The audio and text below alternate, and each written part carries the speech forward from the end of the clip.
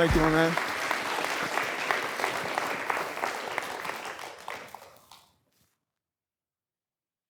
How's everybody doing? Awesome. Thank you for being here today. It's amazing that we can come together in person. It's amazing that I even have to say that.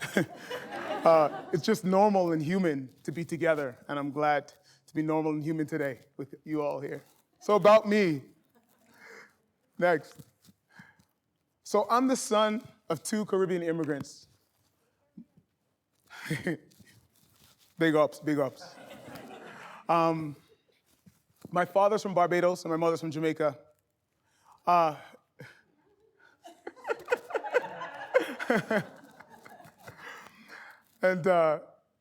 my parents are an inspiration to me. I see them as pioneers. My father was the first black bus driver at OC Transpo in 1967. And the stories that he filled my spirit with growing up have, led me to where I am today. My mother's somebody who worked 3 jobs to take care of her kids, bought a home, on her own, did incredible things. So I come from great parentage and good pedigree. I'm husband to Tegan. I met her when I was 13 years old. Apparently, I told my best friend when I was 13 years old, the day that I met her, that one day I was gonna marry her. So at least you all know that I'm gonna deliver on my promises. I'm dad to Justice, Journey, and Io, my 3 boys. Justice is 6, Journey's 4, Io is 10 months. They definitely run our house, they own our fridge already, but they bring us a lot of joy. When I was 24 years old, I had an identity crisis. See, people saw me as Thomas the football player because I played football growing up. I played football at university. I went to Chicago and had a cup of coffee playing football there. They sent me back to Canada real quick. But you know what? At that time, I really didn't know. I didn't know who I was because I thought I was Thomas the football player. I had to spend time and ask myself, when was I the happiest in not playing on a football field? What brings me joy? What are the things that I consider to be the foundations of my identity? And it led me to my journey in exploring what the soul is today. I'll speak more about that later. I'm also the CEO and Executive Creative Director at Godspeed and Studio 2020. So purpose. Why am I here? Before I answer this, I just want to explain Godspeed and Studio 2020 are extremely special places. They're special spaces. Some of our team members are here today. There are people in this audience who've worked with us before. There are people here who have been clients of ours and who are friends of ours. Godspeed is a growth strategy and creative firm that specializes in unearthing and illuminating the souls of individuals, of brands, of communities. Studio 2020 is a space for people to create, people to congregate, to have community like this. And we opened it right before pandemic. And we weren't able to achieve our vision because of the restrictions. I'm excited to continue to do that today. So why am I here? So given the state of the world, we're so disconnected right now. We're really disconnected right now. And we're disconnected from each other and ourselves. And being here is important because we're not disconnected in this room. And that's why I'm here today. I think it's so special that we get to do this. It's to connect with you all and to share ponderings regarding the importance of the soul and its impact on creation. The soul is something that we don't always consider when we're creating, but it has a major impact on creation, on us, the people who create and the people we create for. I'm gonna ask, can we be family for a moment, just for this hour or so? Can we be family? Is that okay? Okay, well then introduce yourself to your neighbor. Just look around and just take a second to introduce yourself to your neighbor.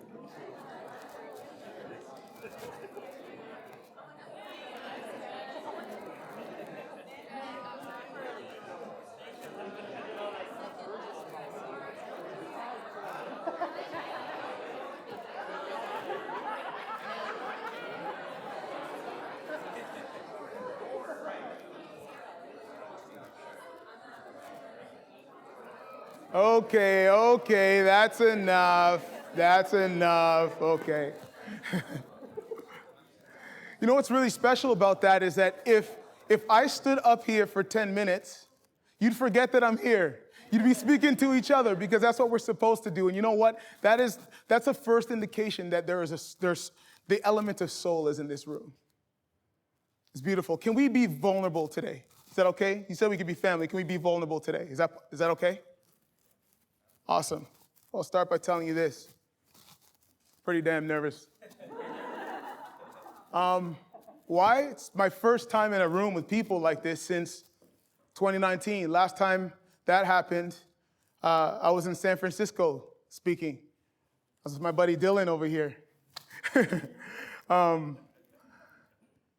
After many years, I'm still working through the depth and the impact of the soul on design and the way I live, the way that we interact. So I might not have all the answers today. That makes me a little nervous. And you know what, honestly, just the anticipation of today's outcome, the friendships that are gonna be made, the things that are gonna be said, the mistakes I'm gonna make, all of that makes me nervous. But because we're family and we're allowed to be vulnerable, there you go. So earlier I spoke a little bit about Godspeed. Let's go to the next slide. Awesome. So as I mentioned, we have the agency and the community in studio.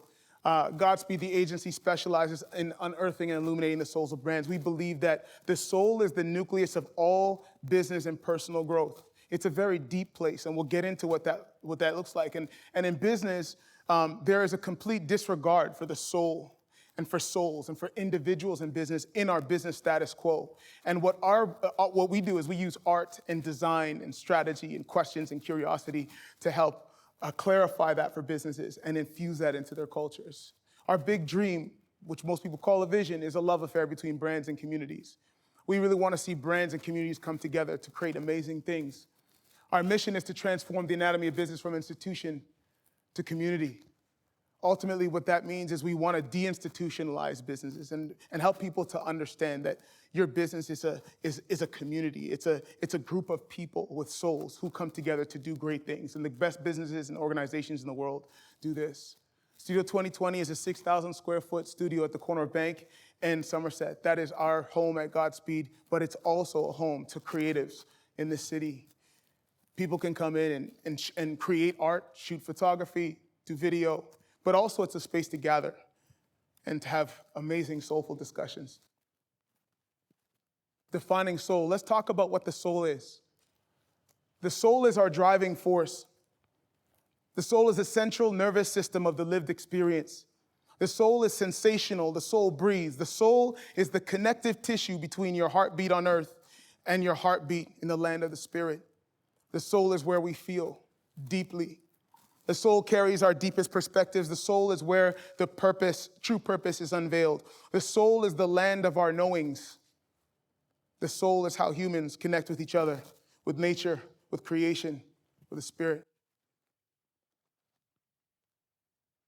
The soul was so important to Da Vinci that he would try to draw anatomies and locate where the soul was because he understood that that was the nucleus of our beings. He probably understood that that's where he went to create all the things that he created. When you create something, is designing a soulful end result top of mind? I'm asking that question for real. Someone have an answer? When you're designing something, is a soulful end result top of mind for you? So we said we have yes and sometimes. Yes. Sometimes you lose track. I know I do. And my answer too is yes. And I think those are two great responses because we're human beings and we never do the same thing all the time the same way. But we always need a reminder. And today our conversation is that reminder. It should be top of mind. That's what makes design connective. The soul makes what we create human. It should be.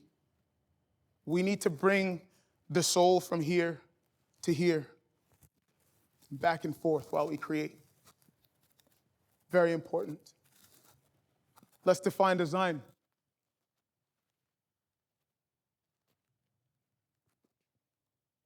Design is at the core of our experience on earth. Everything that we see is designed, everything. Just because it wasn't designed by you doesn't mean it's not designed. Even the things that remain outside of our realms of control occur in design systems that influence the way we live, influence our stories. Design is perspective. Design is sonic, written, strategic, visual. It's all of that. How do you define design? Someone give me a definition of design, your own definition. What's design? Ashley, don't make me. Solving problems. Structure. Patterns. Identifying problems. How you put things together. I love it. I love it. To me, design is a creative yet practical journey from a problem or objective to an intentional final destination. I think that every time we design, we either have an objective or there's either a problem, that's what we start with, something we have to either solve or somewhere we want to go. And ultimately, we're trying to get somewhere. We want it to be beautiful, or we want it to be utile, or we want it to fix a problem, or we want it to be comfortable. There's always a final destination. Jen, when you take a photo, you're with somebody taking a portrait, and you have an idea of where you want it to go. We don't always get to control every variable at the end of the day, but you have an intentional final destination. That's what design is to me. Let's go to the next one. So, what we discussed today, I'm nervous. You know a little bit about who I am. You know what we'll be speaking about today. You know how I define the soul in design. Now let's get into a little bit of trouble. So what is soul in design? Yikes. I'm nervous. Sorry, wrong one. I'll pay for that. Next slide, please. So many of us think soulful design is about lawless creative freedom, deep feelings, something bold and attractive. Thank you. All that's true, but there's more to ponder. There's more to ponder.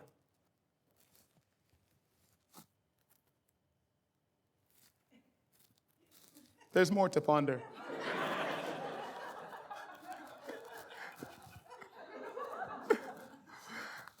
What if soul in design isn't just a feeling? Maybe it's more of a connective process. So, when I think about the soul, I actually think about it like a process, because ultimately, if you think about the way you live your life moment to moment, day to day, and over time, things develop inside of you that turn into beautiful expressions, and maybe not so beautiful expressions, and all in between. The soul is the process of creating something that binds the creator, the creation, and the beings that benefit from the final product. And I use the word beings on purpose because we don't always create for humans. I have a bird feeder in my house. I can't fit into that thing. Lord knows my butt is way too big. But you know what? It still is a final destination. And the soul and incorporating soul in design is a process. Because you don't just start with a canvas and go, boom, and it's just there. You have to go through a process. So let's talk about that process today. So here's what that process looks like for me. Broke it down to 3 easy steps. Understand and connect, designing the experience, and executing iteratively, yet meticulously. So let's talk about step 1, understanding. Design and creativity begin with understanding. This is something I say all the time. When my creative journey started 12 years ago, I didn't know that great design and soulful design began with understanding. I always thought it just started with an idea. That's typically how a lot of people think about it. But if you're a creator, you know that you have to sit down first. You need to think. You need to listen. There's some things that you need to do first. You need to connect with yourself. You need to connect with others. You need to be curious. And we'll talk more about that in a second. Let's go to the next slide. Diving Canada. It's a client of ours. You know, when we first met them, they came to us and they said, look, Godspeed, we want you to build us a website. They needed more than a website at the time, but they felt as though that's what they needed, was a website. As we took them through a process and developed a connection with them, we were actually able to understand what they really needed. And we found out that it wasn't just a website. So the things that we should consider when we work to understand are these: why we're designing, the process, the problem, the objective, why you're the person that should be addressing this challenge. That's another very important one. Not every project is for you. Allow for deep curiosity, right? That's what you were saying. What was your name? Ula. Thank you for that. So deep curiosity allows us to think about and understand who the people are that we're working with, the stories that we need to incorporate into what we create, the problem that we need to solve, the impact of success or not in the lives of the people we're creating for, because the truth is, if we design something fantastic, it'll lead to a fantastic final destination for them, and if not, it could be devastating. So how do we understand? Two things: research soulfully and connect soulfully. Stand in their shoes. Let's talk about researching soulfully. What does that mean? We'll go 2 slides.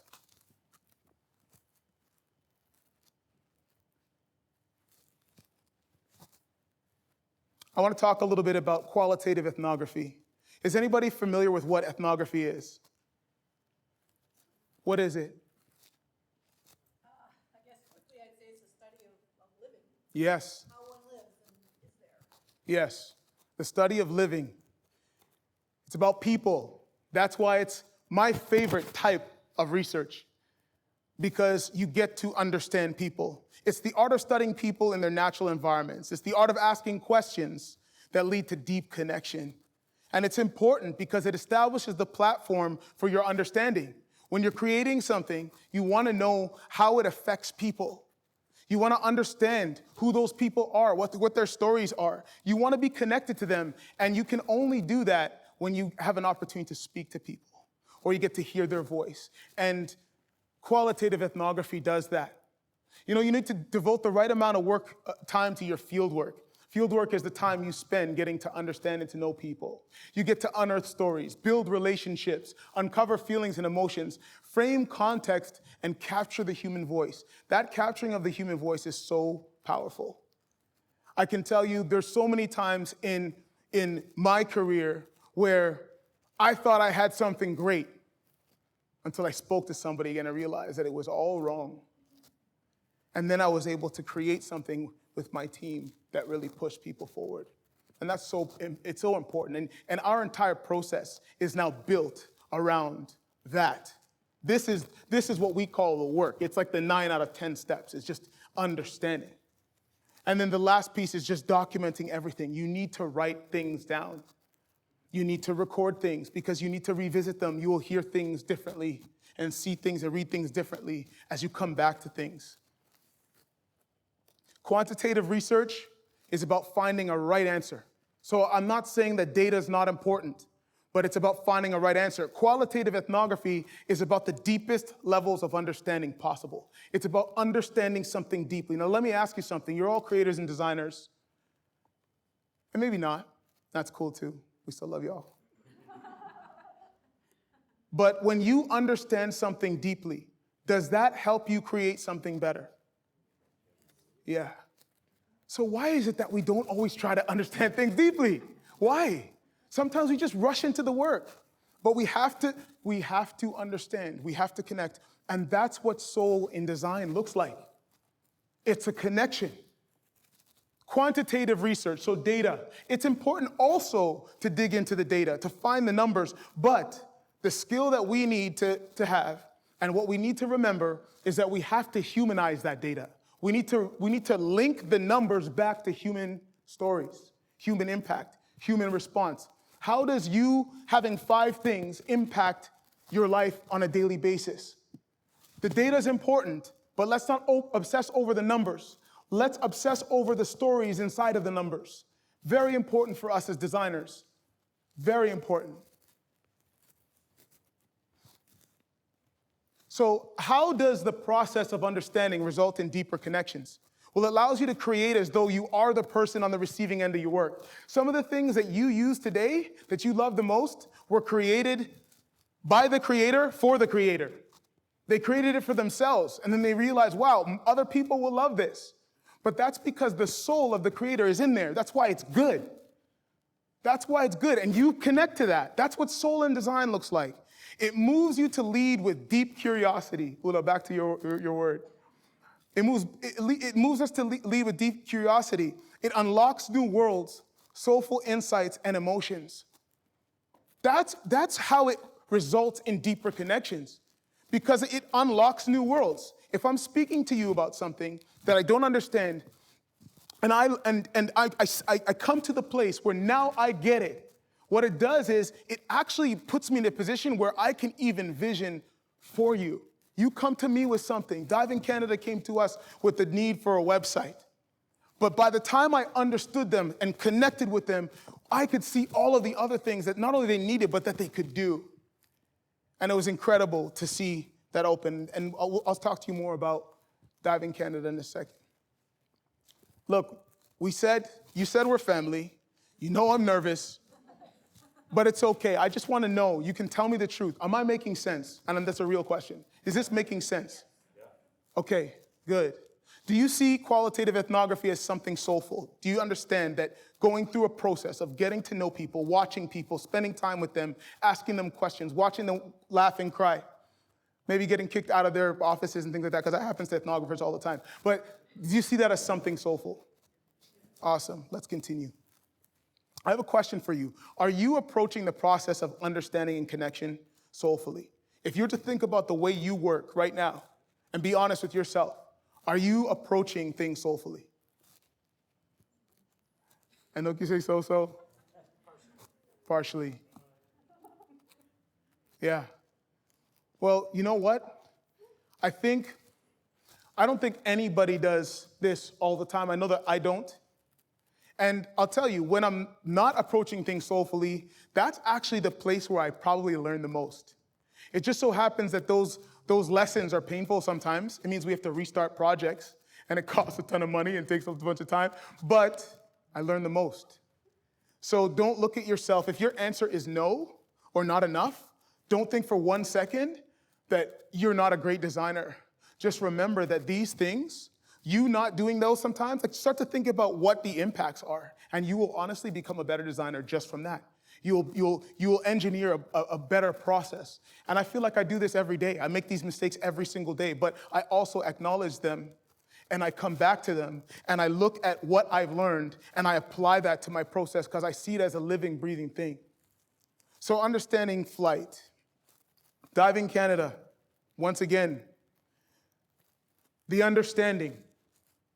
So when we were spending time with, their senior management, the divers, we went to Montreal to spend time with the divers at Stade Olympique.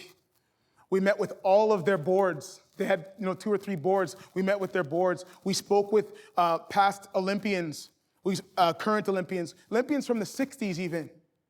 And we were able to understand that their federation is a family. And the thing that they needed or they wanted more than anything was to show people that they're a small organization. They're one of the winningest Olympic Canadian federations, but they're so powerful. They're overcomers. And that word is very important and became important as we were helping them to unearth their soul and their identity. We're able to see that they were all about flight. And we'll get into this a little later. Never delegate understanding, Charles Eames. Y'all know who Charles Eames is? Yeah. What was beautiful about the Eames studio is just their ability to play. But they played within parameters. They worked hard to understand before they could design. And what's interesting about Charles Eames and the Eames agency was that understanding was actually their product. They designed chairs, they designed offices, they created films and festivals, ended up doing all kinds of things that didn't really seem to connect. What the nucleus was this: their ability and desire and obsession with understanding. So let's talk a little bit about what we've said about understanding. We said to uncover the problem or objective. We said to determine why you're the right person for the design challenge. We said to research in ways that enable you to truly know the people you're creating for. And we've concluded that the deepest levels of understanding create connections between you, your work or the work, and people. This is what understanding, this is how we understand. This is how we understand. I want to talk quickly about point number 2, determining why you're the right person for the design challenge. You know what this requires? A knowledge of self, which is really important for us as designers and as human beings, period. You have to know why you're a designer. And that's also a life work. You might have an answer for us today, and then that answer in 3 weeks or a year is different. And that's okay. It's supposed to happen that way. That's by design. We're evolutionary and evolving beings, and it's beautiful. But make sure that when you start your next project, I want you to ask yourself, I want you to answer point 2 first. First, just go, am I the right person for this? Do I care enough? I'm gonna tell you a quick story. I know I'm probably gonna go over time. I'm such a blabbermouth. Anyhow, I'm working on a project right now. And the person, the client, is just a beautiful man, awesome guy. But what he does is, like, his particular industry, like, I'm not really interested in it. We took on that project because we like him. We get to a point now where we have to create a brand film that really explains deeply what his soul is and why it's important. And I'm still, after all these months, disconnected. So I'm working on the script, and I just couldn't. So I called him. I just said to him, you need to be unabashedly honest with me. Tell me why what you do is important. Why should I care?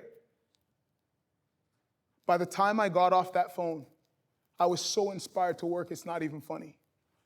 And I banged that thing out in a few hours. Because I realized I wasn't connected. And you know what? Maybe at the end of the day, I was the right person for the job. We were the right people for the job. But we weren't the right people for the job until that moment. I wasn't the right person for that job until that moment. Because you have to care. And you can only do that with your soul. Step 2. So we talked about understanding as step 1 in designing with soul. Let's go to step 2. We need to design the experience. What does that mean?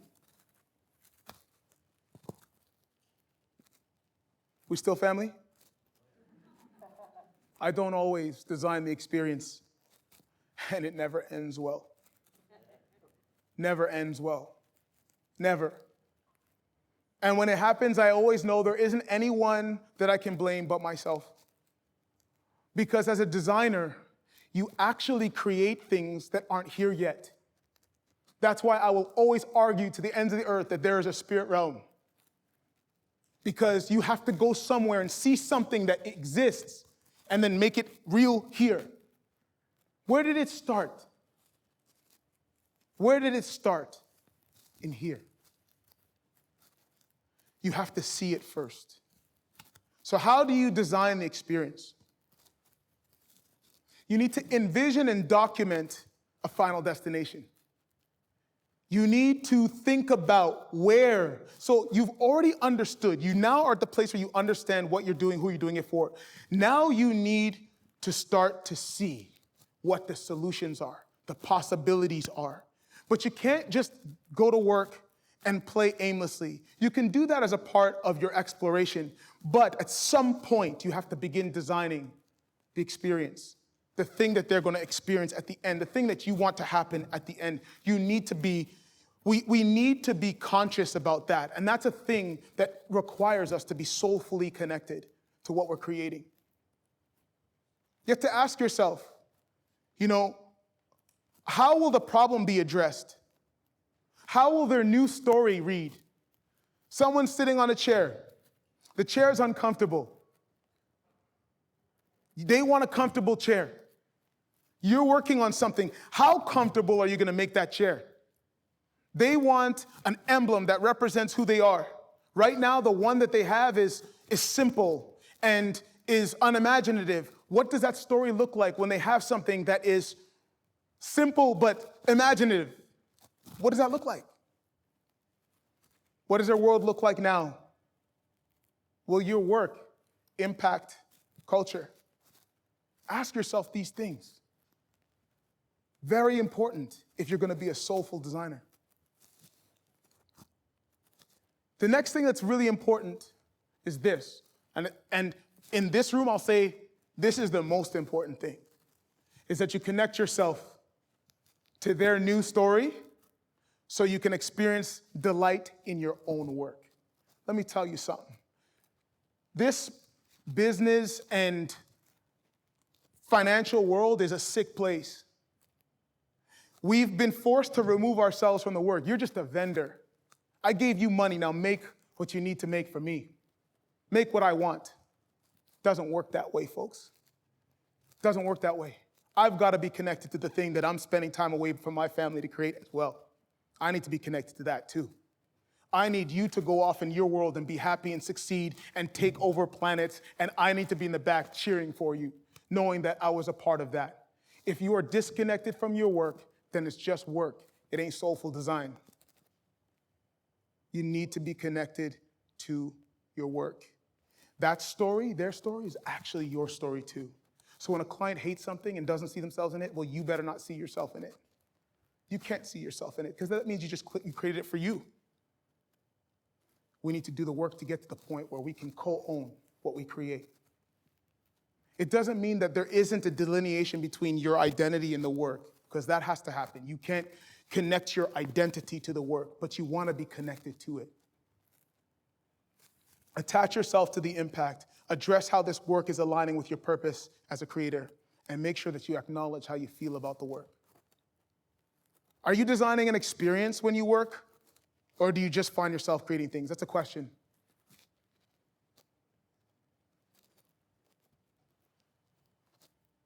Are you designing an experience? This is a real question I'm asking y'all. Or do you find yourself just creating things, just making stuff? Depends on the project. Yeah. Yeah, it depends on the client, big time. Yeah. I find myself just creating things sometimes. And I either have not connected or I wasn't the person for the job. But ultimately, my goal is to make sure that I am always able to design an experience, because that's what keeps us motivated when things aren't working while we're designing or creating. We all know that it gets hard. Ideas don't just come.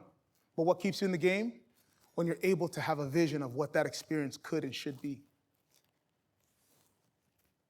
Designing experience will help you to create something utile, something soulful for people, something they can use and feel. This is what soulful design looks like. Step 3, my last point. We need to execute iteratively, yet meticulously. Iteratively being in short chunks or often. You have to know that you might not get it in one try, so you need a few iterations, but it needs to be meticulous. Meticulous means marked by extreme or excessive care in the consideration or treatment of details. A meticulous researcher.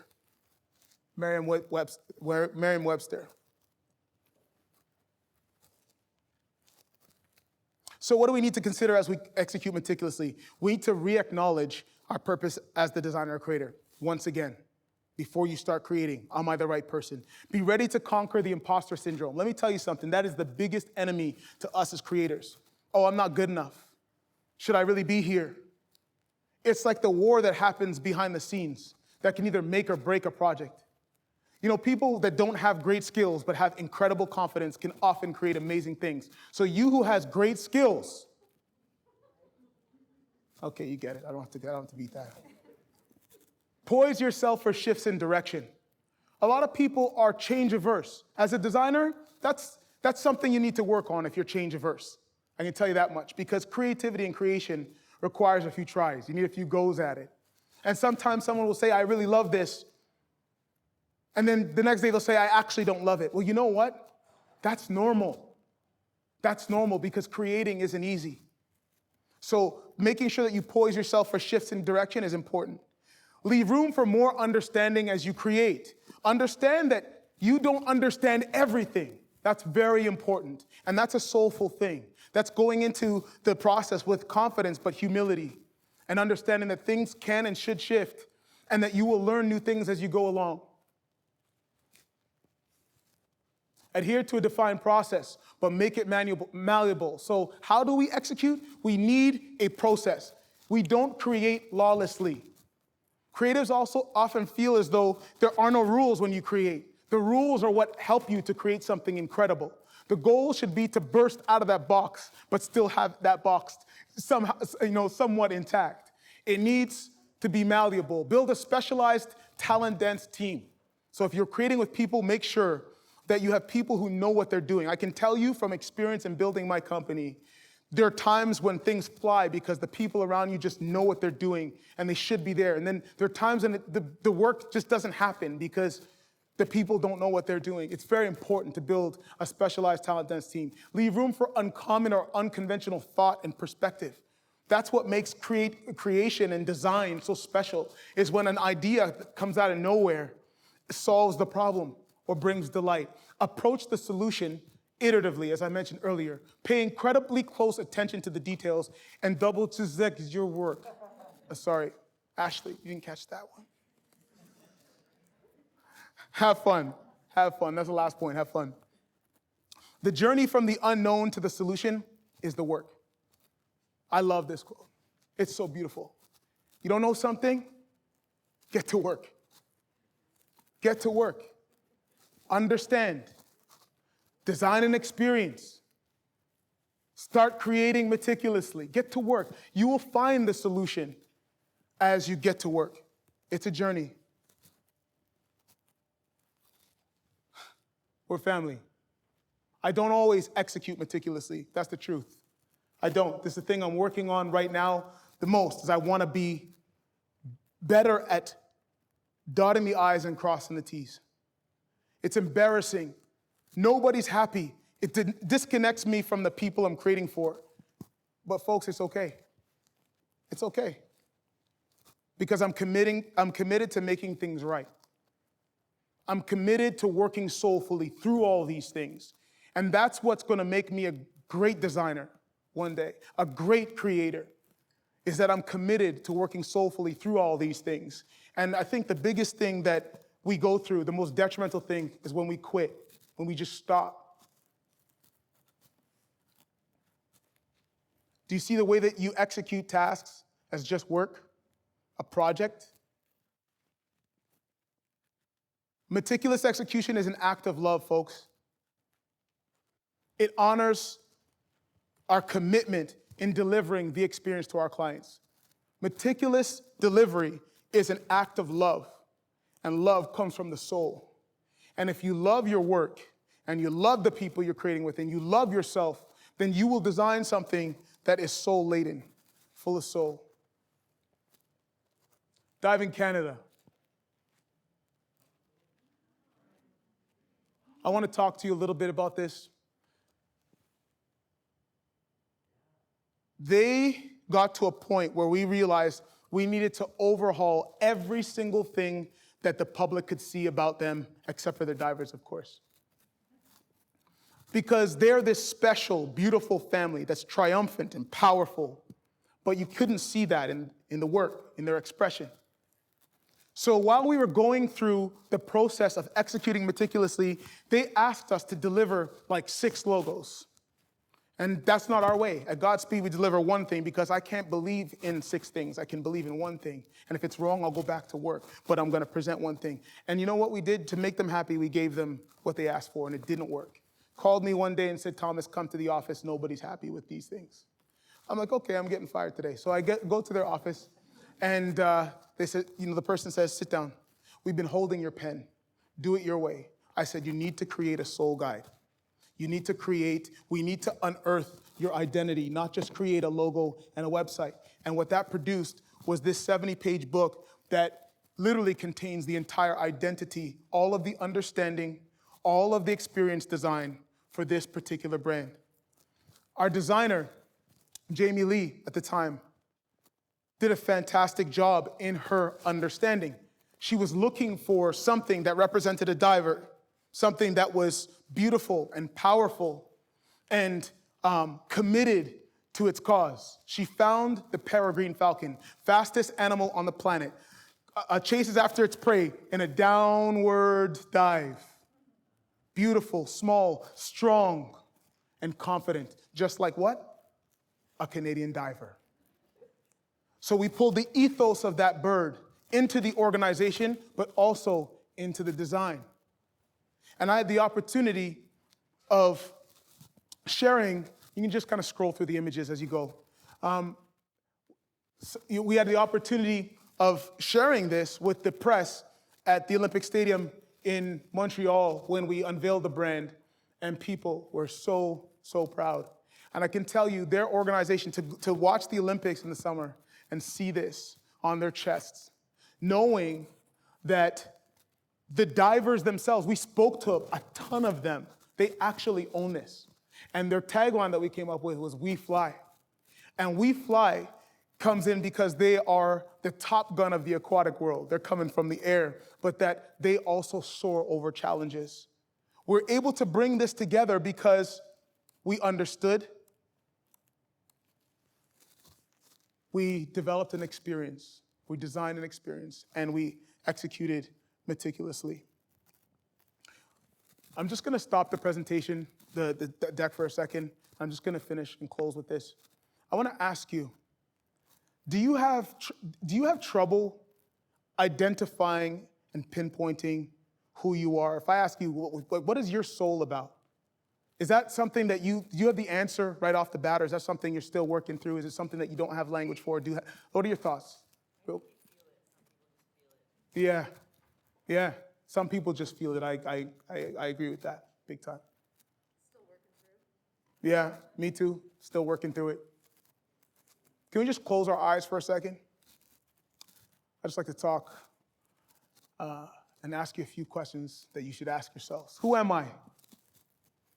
Who am I? Why am I a designer? Why am I a creator? What about creativity and design brings life and joy and excellence out of me? Do I really care about the work that I'm doing? Is what I'm doing fulfilling my purpose?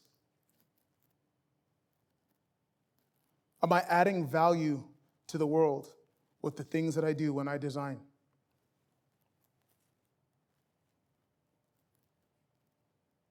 How does what I do and who I am influence people around me? What should people know about me?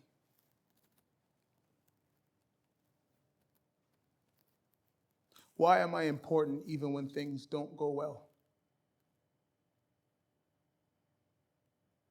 This is the journey, folks.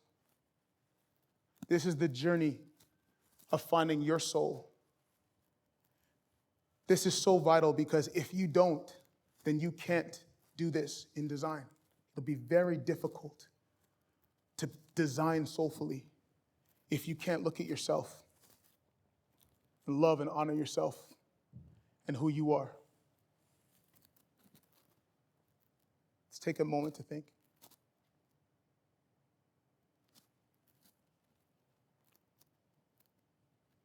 Okay, so everybody open your eyes. I promise I'll shut up soon. I'm probably over time. Maxine's like, hurry up, dude. I'm probably over time and you have scones and coffee to eat. maybe some bikers to fight along the way. So I'll conclude here. Let's go to I'll say this. I love being a creator.